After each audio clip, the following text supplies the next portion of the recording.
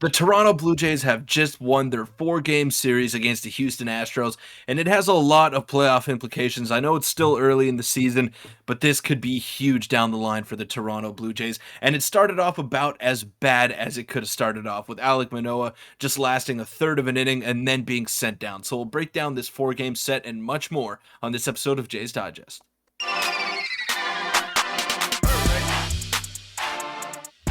What's up, Jays fans? I'm your host, Peter Vryonis, alongside host Nick Gosse, and the Jays have survived. They survived this 4-game gauntlet series against the Houston Astros, and we did not think we were going to be making this video if you were going to ask us a couple of days ago. After that first inning that Alek Manoah threw, and now he's in the minor leagues, and we don't even know what's going on with him as of yet. But, man, the Jays pulled it out. 3 straight wins against the reigning World Series champions in the Houston Astros. This is a huge series, and they now have the tiebreaker against them. Yeah, we'll get into that in a second. Before I do, make sure to hit the subscribe button. You guys have been killing it. Thank you for the support. We're on the road to 7,500. And yeah, this series, obviously, it's early-ish. And, every win counts. But this one especially was good as they clinched the tiebreaker with the Houston Astros. Now moving us just a half game behind them in the wild card spot. And I read a tweet, I think it was Mike Wilner or someone basically saying that this is, a very important game because there's a good chance that, we'll be looking at this in September and hoping that we would have won the series. And ultimately we did. And Peter, there's tons to get into. I'll just get your initial thoughts. We'll touch on, of course, the pitching in another chapter. You can touch on him if you want to, Jose Berrios. But what a win for the Blue Jays. And they're back. I think it's time to say the Jays are back and they look like a very complete team aside from hitting with runners in scoring position. Yeah, we're nitpicking right now, but they're the hottest team in the American League. And just a couple of weeks ago, they were the worst team in the American League. So they've done a full 180 over here, and they look like a brand new ball club, rejuvenated in a sense. And let's hope Kevin Kiermaier is okay. The x-rays came back negative, so hopefully he just has a couple of off days there. But the starting pitching is something that has really stood out to me, apart from Alek Manoah, of course. I mean, they started off this series about as bad as they could have started it off. You had to reach deep into your bullpen. You had to tax those arms early on in the first game. And then you managed to get 3 lengthy outings from your next 3 starters. So Kevin Gausman gives you 7 innings. Chris Bassett, 8 innings. And then Jose Berrios tonight, 6 innings. And he looked very good as well. So he's continued his hot streak. And the starting pitching has been the saving grace for this ball club in the past couple of weeks. And thank God, because where would they be without him? I don't know. In the bullpen, too, we'll touch on that as well. But let's just quickly look at the box score in case you missed the game. Springer went hitless. Bo Bichette went hitless. He had an error, so a bit of a rough game out of him. Vladimir Guerrero Jr. did only go 1 for 3, but he made one of the best plays you'll see a first baseman make. And huge shout out to Alejandro Kirk and Brandon Belt as well, who we'll touch on later. And overall, a very clean game. Again, Bo Bichette had the error. He was due for one. He hadn't had one in so long. But let's just touch on this Vladimir Guerrero Jr. play here. If you missed it, weird play. Swanson has an easy throw. Words can't even describe it. Peter, that was an incredible play in a very, very crucial point of the game. Yeah, I don't know if you picked up on this, but right after he made that dive, that sprawl, whatever you want to call it, he pointed to the gold logo on his glove, the Rawlings Gold Glove logo, and said, "Hey, don't forget about me. I'm a Gold Glover." And if you look at the advanced metrics, they don't particularly favor first baseman, and Vladdy's don't really jump out at you, but he's just so athletic over there at first base, and he saves a lot of bad throws from his infielders, whether it be Bo Bichette, whether it be Matt Chapman. He's a vacuum over there at first, and what an impressive play. And I know that it may seem like an easy throw for Eric Swanson, but I know when I was a pitcher, that was always the toughest one to make. When you have all the time in the world to uncork a perfect throw in the chest, that's when you sail it all over the map. So shout out to Vladdy for making that unbelievable play over there at first base. Yeah, unreal. And overall, very good game for the offense. And let's touch on him some more. Berrios is solid, and I just wanted to put this here. He's been rock solid this whole season. He's right back to realistically his career numbers, which is exactly what we expected when we signed him to that massive 7-year deal. But he's been great. He obviously had the bases loaded earlier in the game. He battled through it. Still gave us 6 innings, only 4 hits, 2 walks, 2 runs, 2 strikeouts. And we'll touch on the bullpen in a minute as well, who was solid aside from some shakiness out of Jimmy Garcia. But Jose Berrios we predicted it before the season started that he was going to have a bounce back. His career numbers were phenomenal, mid-3 ERA, and he seems to be a guy who's found it again.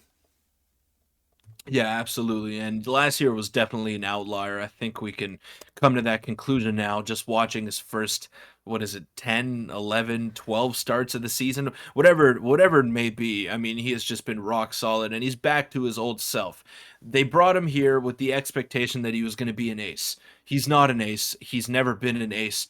He was just on a very bad Minnesota team in a very bad division. So he was forced into that role and he played pretty well in that role considering that they played against those divisional opponents 19 times a year and he was playing a lot of weak competition. So they brought him here with the expectation that he would be that top dog in the rotation. It didn't pan out, but he's one of the best 3 or 4 starters. I mean 3 or 4 in the rotation Number 3, number 4. starters.